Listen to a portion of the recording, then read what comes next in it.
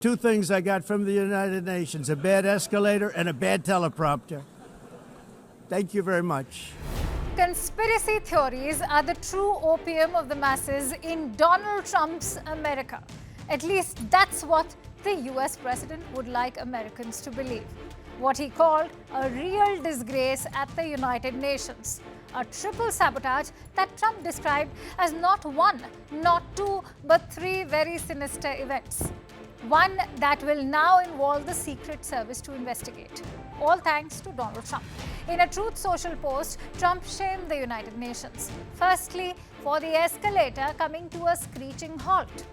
To quote the president, he and the First Lady Melania Trump averted a fall only because they were each holding the handrail tightly, or it would have been a disaster.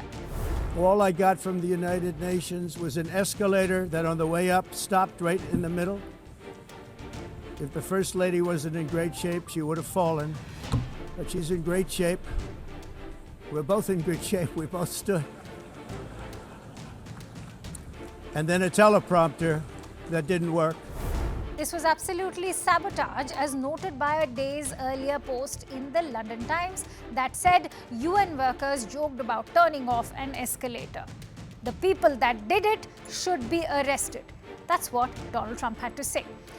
Trump then directed his attack to the failed teleprompters at the UN too. And let me quote him.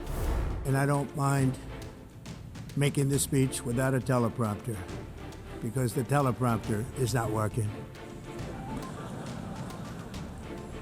I feel very happy to be up here with you nevertheless, and that way you speak more from the heart.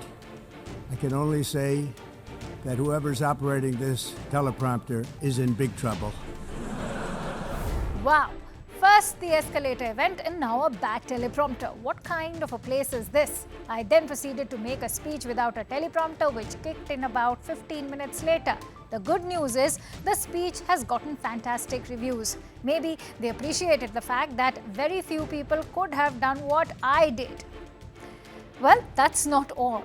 Trump has also accused the UN of deliberately turning off the sound in the auditorium where he delivered the speech.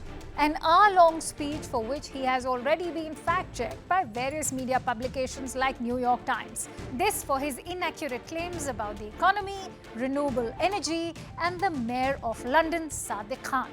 But Donald Trump's factually wrong claims are for another day. Let's quote Trump's post. He says, I was told that the sound was completely off in the auditorium where the speech was made, that world leaders, unless they use the interpreter's earpieces, couldn't hear a thing. The first person I saw at the conclusion of the speech was Melania, who was sitting right up front. I said, how did I do? And she said, I couldn't hear a word you said.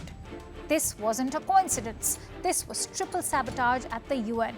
They ought to be ashamed of themselves. I'm sending a copy of this letter to the Secretary General and I demand an immediate investigation.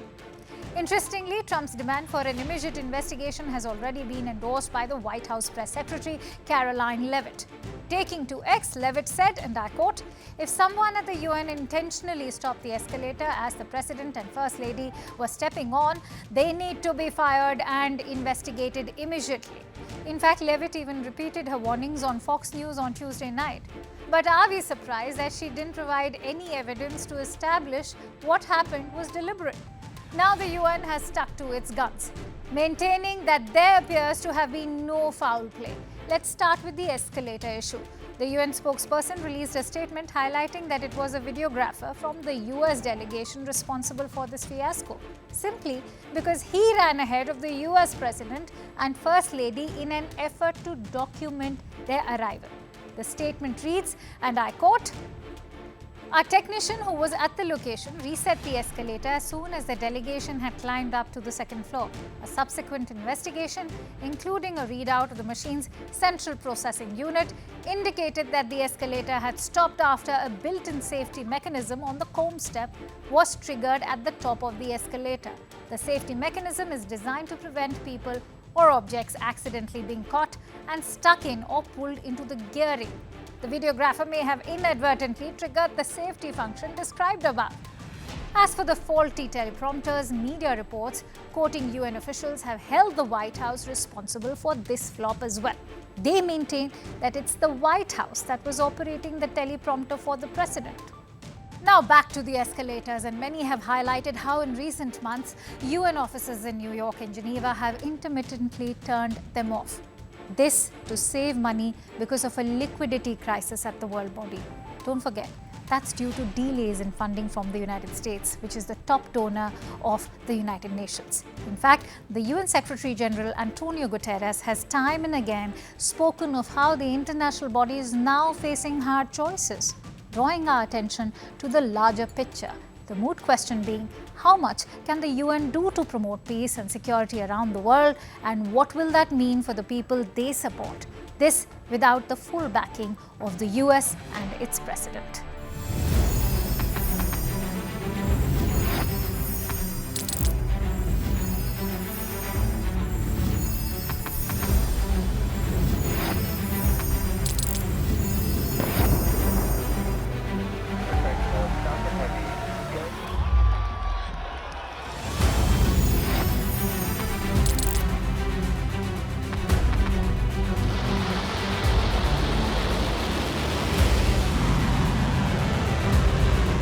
Been fighting so long and so hard that they don't know what the they're doing.